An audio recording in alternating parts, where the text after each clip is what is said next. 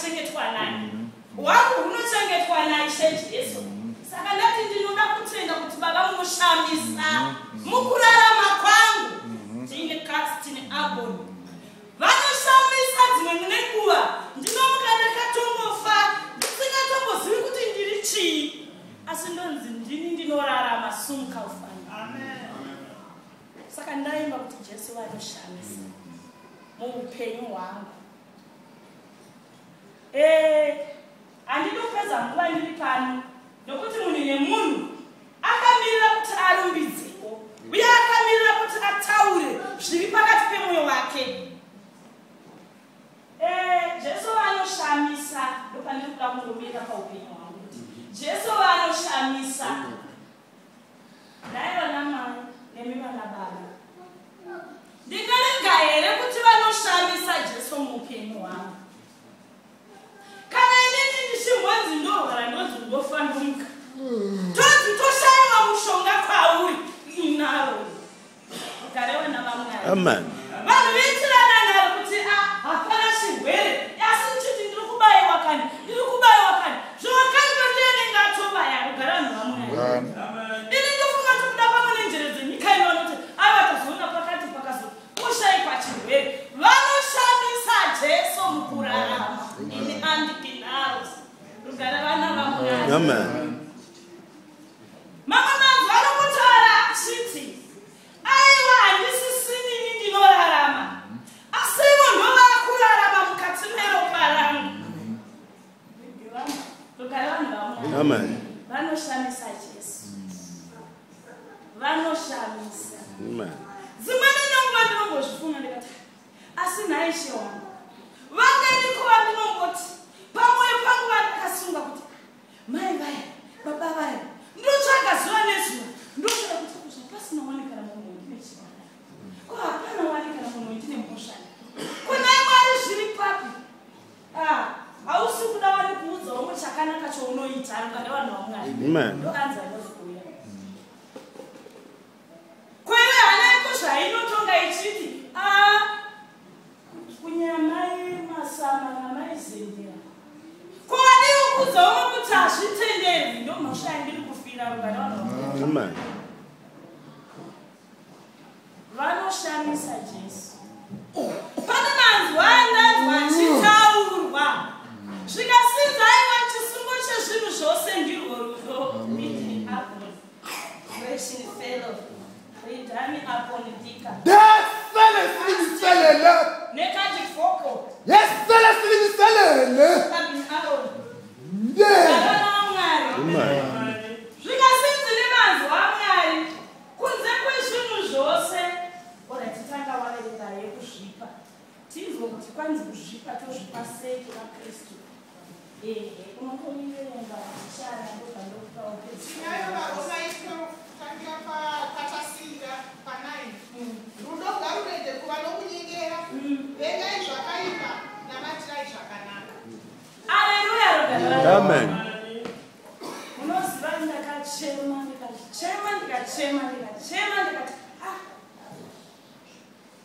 rudo rwatema pakati penyu vaMwari. Ndokuya ndokukomberedza ndokuimba mahozana rugare vanhu vaMwari. Painga kudaro pakasumudza. Munoziva magineti yaJehovha kana ichiuya haigoni kungoporesa inini ndega. Mwari havana jelasi. Pasaidi pangu pava pane munhu wongonzi wotoda kupepwa kuti afa ndokutaura zvakaitika. Zuva riya ramakauya vana baba mangu ndokuya mukaimba mahozana mukanyengetera. Munhu akanga aiswa pamachibvunzo hanzi akutopetwa akamuka ndokubva agara. Zvikanzi ndiri kunzwa saundi yanga ichiimba. Zvikasenzi ndinonga ari pamhiri ndanga ndichida kuvhura kuti ndiuyewo nokuti ndinoenda kuoperation mangwana. Saka ndopinda heremo mumanga muchiimba zvinonakidza. Zvikanzi nomwenesi zvikanzi nhaimi mamaini asi munonamata. Ndikati nei. Zvikanzi tambe tichitotaura nevamwe kuti asi mai havazvinzwisisi kuti nyaya yesvina ndeinobaya hapana mushonga watinovapa. Rugare vanhu vaMwari. Jesu vanoshamisa hama dzangu upenyu hwomunhu. Hanzi hakuna nebhonzo rine nharo kana Kristu Jesu abata pamwe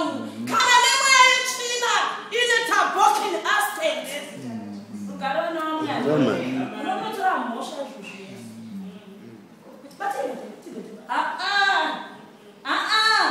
regai zvakadaro musabata rugare vanhu vamwe asi hakuna gonzo rine nharo kana ishe vakuraira rugare vana vavo mai vanga vari padhuze nenu vakapora omusi wacho waitwa marimba anoshamisa okutanga vakamuka vakapora mai vavo vakanga vachiti ndinoda kuti ndipinde ndidini vakazonzi hakusina operation yamuchaitwa nokuti kwaya uchibva pasina chingaitwe hapana kana chakakanganisika mweya vakanga vashanya hauna kushanyira ini misheni yavakavavinga haina kuvinga ini yakavinga kwese vakanga vari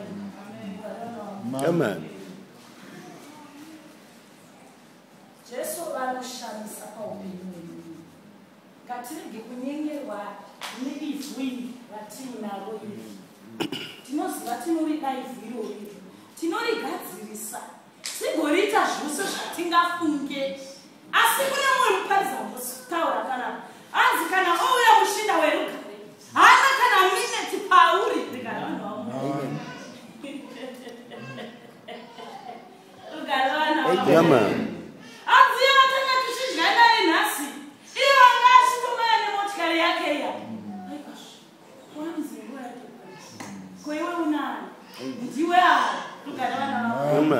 Anzi iye muchinda werugare kana ongofamba mumwoyo memunhu haana kana bvunzo rine nharo kuti handibviri uye ina handiti madhimoni ese hanzi vari pasi pake rugare vana vamwe.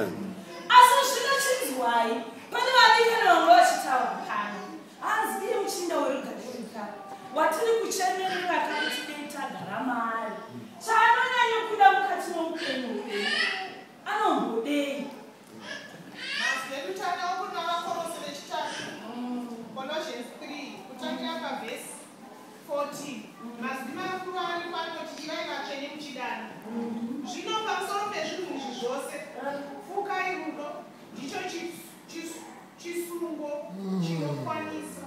Haleluya. Ndodzokorora zvakare. Zvino pamusoro pezvinhu izvi zvose fukai rudo ndicho chifungo chinokwanisa. Haleluya. Asi naye vanababa namai dai panga pasina rudo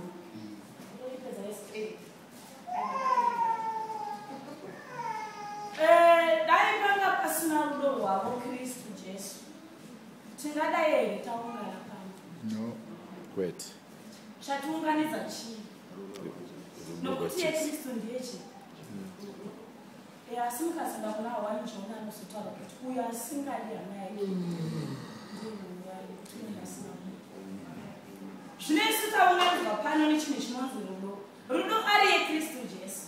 Kana rudo ari mumwoyo mamakanga anodhiraivha kuenda kwachiti uyu anzwa kuti mwana wake asunzwa zvakanaka nokuti akudhiraivha muna makanga ndiye Kristu. Ko kana asiri Kristu mugare vana vaMwari kuzvipa kuna Kristu kuti chose chauya kana chingava chipi kana chiripi chinondiwana ndirimo muna Kristu Jesu. Zvino chinotinetsa munozive tinoita mavato futi hatingati mavato.